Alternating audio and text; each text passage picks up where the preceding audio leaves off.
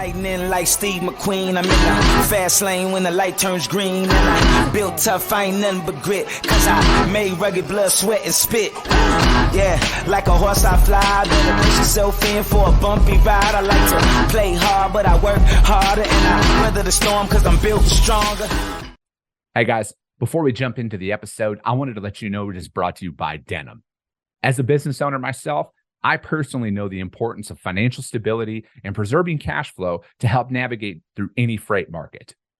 With Denim's comprehensive service offering, you now have an all-in-one financial partner whose platform includes factoring, payments, freight audit, document collection management, and analytics, which help keep your business financially healthy and increase your team's time to focus on revenue-producing activities. You can also take advantage of Denim's free credit check, which they perform on all of your customers. And Denim will proactively reach out to you if they spot any signs of credit deterioration. Finally, Denim always pays your carriers first.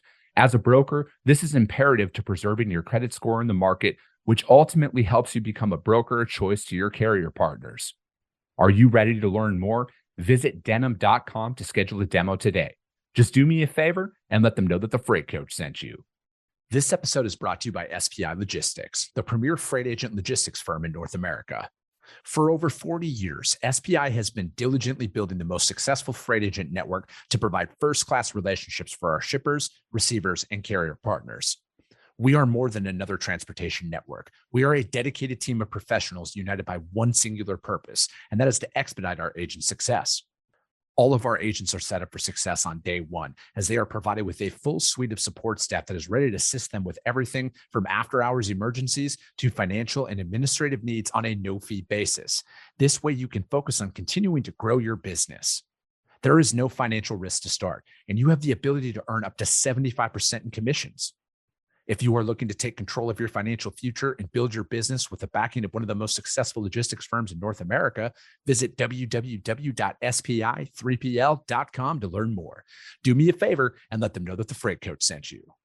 What is up, ladies and gentlemen? We are back. We are live. It is the Freight Coach Morning Show. Actually, it's the Freight Coach Podcast now. That's right. We rebranded that, you guys. See, I'm a normal human being, and I tend to overlook things at times. But you guys, we are back. We are live. We are here to bring the realities of freight, business, trucking, all of that stuff. I'm going to have to come up with a new intro there because that one just used to roll off my tongue so well. But, I got a very special guest for you guys today. He's somebody who I've had the pleasure of knowing now for 4 years. Back in when I first started out doing sales consulting, he took a shot on me when I was unproven and young, when he was in a role of, an executive role at a large asset-based trucking company that's out there. We've stayed in contact over the years, and now he has since transitioned into an entrepreneur role and is building up his business right now. So with that being said, ladies and gentlemen, I would like to welcome Mr. Dave Abels to the show. Dave, thank you so much for taking the time today, man. How's it going, Chris? Thanks for having me. I really look forward to talking today. Like you said, after 28 years, I jumped out of the trucking space. And probably like many others, I also jumped out in 2013 for a second and bought a True Value store. But then I got sucked back into that world. My wife took over the business. So it worked out well for us because then we were a dual income family, one from hardware, one from trucking. And then ultimately in 2021, I stepped away from working for the asset side and then consulting. And now I've purchased another True Value store, which actually was what they called a hardware Hank. We converted it to True Value, and then recently just made an acquisition that's a large acquisition for us, about a $25 million a year business, and this is Tri-County Lumber here in Clearwater, Minnesota. And I think what you and I touched on earlier, and we'll elaborate on today, is the synergies.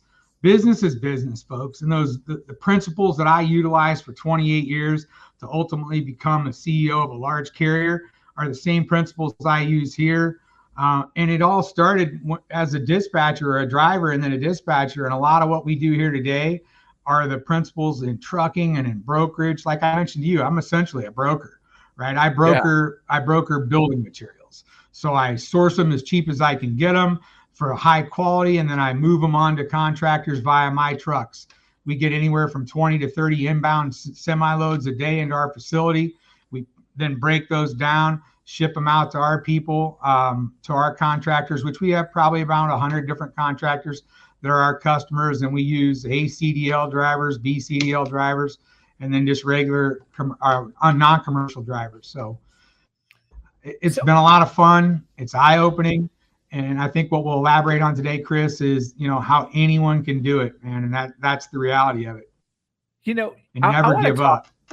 Yeah, I want to talk about that. I want to talk about the synergies between industry. I mean, because you're in trucking still at the end of the day, right? Like now you're right. just on. Yeah, right. You own your own trucks. You have your own business that's going on now. You're out there delivering straight to job sites and stuff like that. And what are some of those principles that you've noticed as a business owner coming in to this side, right? Like you had worked on the asset side and in the trucking side for 20 some years, and now you've taken over a business and you started making some internal changes. So like what have you seen across the board out there? Is it systems? Is it processes from a business development side?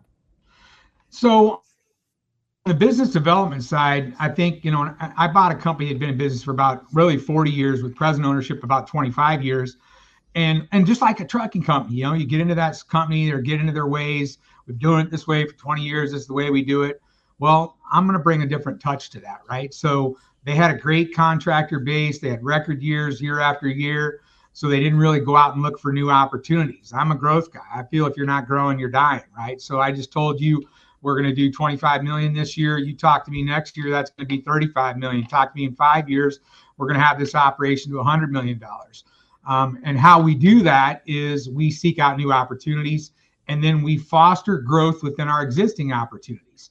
So we look for other avenues to service our existing customer. A great example in what we do is we deliver a lot of decking materials, right? Decks are big right now. They've got these new PVC type decking, last forever. So we deliver substructure. There's a brown and there's a green treat. Everybody's familiar with green treated wood, right? So it lasts outside. Well, we sell brown. So at the beginning of the time that I got here, anybody that wanted green couldn't get green from us. They had to get brown. So if you really, really wanted green, even though brown might be perceived as better, you ain't buying it from me. Well, guess what, Chris? Now I sell green and brown, right? I mean, I have to do what my customer needs done, right? I can't just say, hey, it's my way or the highway, right? And that same thing applies in trucking. I started out in trucking. I spent my first 5 years in refrigerated. Then I moved into dry van. Then I moved into flatbed and heavy haul. And so as a broker, you might start out, I got a customer's got some van loads. 2 years later, you got a customer some flatbed loads. 3 years later, you're playing in the heavy haul space and reefer space and the dry van space. That's how you grow. And it's really just an attitude. It's like, no, I don't only know dry van, I know trucking. So let me take the principles I have from dry van and then learn what it is to do with the heavy haul or the flatbed. And let's try it and let's do it and let's get good at it. Yeah. And that's the key. One of the things that I preach every day is service. We gained 2 new contractors this week. It was no different than in trucking. All right. So here's the scenario. I have a guy that worked for a different yard. He's now one of my yard guys. He gives me a call. He says, Dave, there's a contractor at my old yard. He's upset because the delivery driver today was late, had some damaged product, and then copped an attitude to him. So immediately I use this as an example to talk to my drivers and explain to them, which they already knew, hey guys, you're the face of the company, man. You are the person that contractor sees. He doesn't see me here in my office or out there on the showroom floor. He sees you guys. So understand this. He's got crews that are there. It's important you're on time. If you're not on time, there's a bunch of gentlemen standing around that can't build anything because they got no materials. If you get there and you've got a little bit of a problem, don't cop an attitude with them. Kill them with kindness. Make a call to the office. Let's fix that. Let's give them a solution. That's what sets us apart from the competition. Same thing in trucking. And how we're going to get this guy, right? At some point, I'm going to call to a shipper, and he's going to have somebody that missed a load that day. And by God, he's going to give me a shot because I happened to call that day. Had I not called, he wouldn't have given that load to me. Right? Yeah. Yeah. No, I mean, you're bringing up so many good points. I got to think of what direction I want to run with it here. But, you're talking about how you guys are bringing in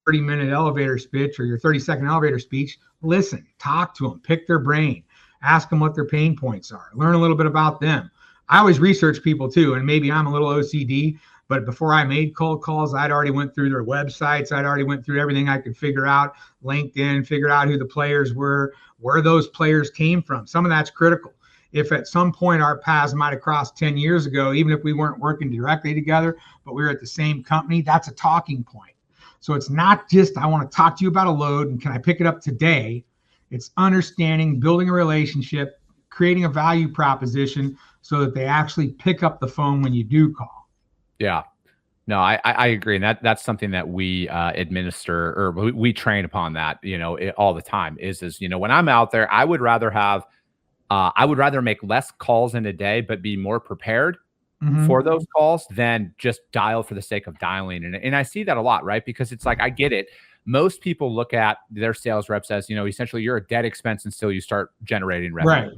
You're a negative on the P&L, and they don't invest in quality training for them. I think it's very apparent out there, because otherwise it's like, and I see this, fortunately, I'm very well connected inside of the shipper community. That doesn't mean that they all work with me, but they all listen to the show. Some of them come on the show to answer questions for people. Right. And it's like, that's the number one thing is it's like, you guys are not prepared when we answer, and it's like, you're essentially interrupting somebody in the middle of their day, and you don't even know what they do. Like you literally don't even know that Dave Abels has lumber. You're like, hey man, I can get your reefer trucks, and it's just stuff like that. You're instantly putting off, and you're never going to get a second chance at that. I truly feel that way. Now, they might not remember you in a couple of months. You might be able to dial them back and have a different conversation. But I think like you got to train your people up, right? You got to train your people up. What are your capabilities? Like us, we're a full truckload broker at the end of the day. Yes, we can do drayage if you need us to, but you have to be an existing customer. I'm not going out there and cold calling to do just LTL freight or anything like that. I'm a full truckload guy. And then if our customer comes to us with any ancillary projects and it isn't inside of the full truckload mode, we're going to look into that and we'll do that for them. And I think because it's like, that's our strengths, that's our capabilities. Anything that comes after the fact, yeah, we'll look into it. I've been doing this long enough where I can confidently say that, right? If a customer comes to me with LTL, I'll be just fine. I can do LTL. If a customer comes to me with drayage, I can do that for you. I've been doing this long enough. I know what I'm doing out there from that aspect. But I think a lot of people early on, they're just calling for the sake of calling. They have no core competencies behind what they can do. They have no intent behind, I just need to get revenue. You're exactly right. And people cold call me all the time looking for what you described, whether they think they got a reefer or a van. Here's a good example. I typically never use anybody besides my own trucks. The other day, I had a situation where we had this load in Wisconsin that went to Grand Marais, Minnesota, a little outside of our bailiwick. So I reached out and I called you right now. To your point and what you just described, this isn't exactly what you do every day, but you knew enough to ask me questions. All right, Dave, does it need a Moffett? A Moffett, guys, is the little forklift that goes on the back of the truck that would then unload it, because we're going to a job site. That job site doesn't have a forklift. So you started digging in and saying, okay, could a straight truck do this? Could it not? How long do I have to be? Do you have to have a Moffett? Do you have to have no Moffett? So you knew the questions to ask. But the cold calls I get, and why I typically tell them that I've got nothing for them, is because they don't even have any understanding of what it is I do. And 90 times out of 100, they're not going to have the right equipment for me anyway. So I don't even spend the time, not because I don't like them or appreciate the fact they called, but I don't got time to waste, right? I'm a very busy man. I'm the CEO of 2 companies, and I've got better things to do than talk to somebody with a reefer when I've got a load of sticks that goes to a job site, right? Yeah. I mean, but you did a really good job with that. And and again, now people, this doesn't mean start cold calling me and trying to help out, because rarely do I ever have anything. And to be quite honest with you, when I do have something, I'm going to call Chris. Chris is going to get it brokered for me. That way I don't have to think about it, right? So, but the synergies between the 2 businesses, and back to what we were talking about, have a value prop, man. Know what you're talking about. Ask questions. Do your research before you call. I get it, and I've been in those environments where I'm losing you again, Dave. You're kind of cutting out there. Oh, he'll come back here in a second, ladies and gentlemen. Oh, here we go. Dave, I don't know if you can hear me at all, but your internet's dropping there. Let's see. Good morning, Carla. I'm gonna try and fill the void here until his computer comes back on. But no, as you can see here, he just dropped off here. I'm sure he'll jump back on here in a second. But as you guys can see, that's an individual who has freight. Yes, they organize a lot of it on their own, but hearing what he's saying there, his talking points, his pain points, and everything else, like this is applicable to every organization that's out there that you guys are going to be prospecting. From my perspective, it's here he comes back on. Right? Oh, you there, Dave? Yeah, I don't know what happened. It's I think it was just an internet issue on your part there. It looks like you just kind of dropped off. So no, I mean we're all good there. But with what you were saying though, about having that value proposition, in like the synergies between what you're doing now and inside of transportation. And, I think that business development is business development at the end of the day. I'm actually reading, I know this guy gets a lot of crap out there for, his personal choices, but I'm reading Jordan Belfort's book, The Way of the Wolf.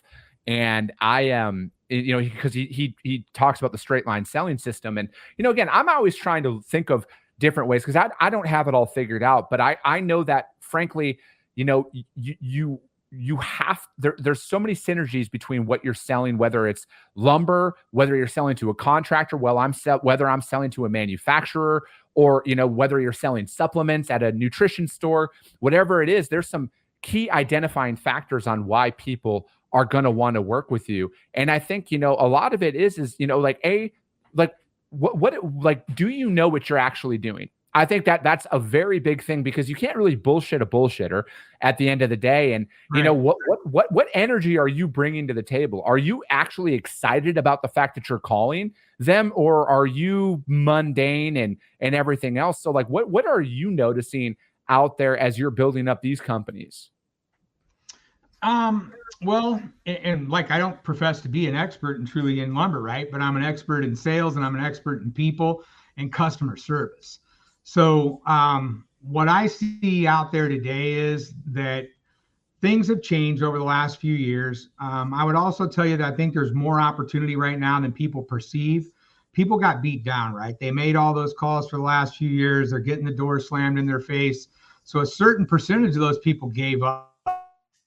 And that's where guys like Chris, you and I don't ever give up, man. I don't care what it takes to grow. We're going to grow, and we're going to call as many people or go visit as many people or attend as many events as we need to attend to get that growth.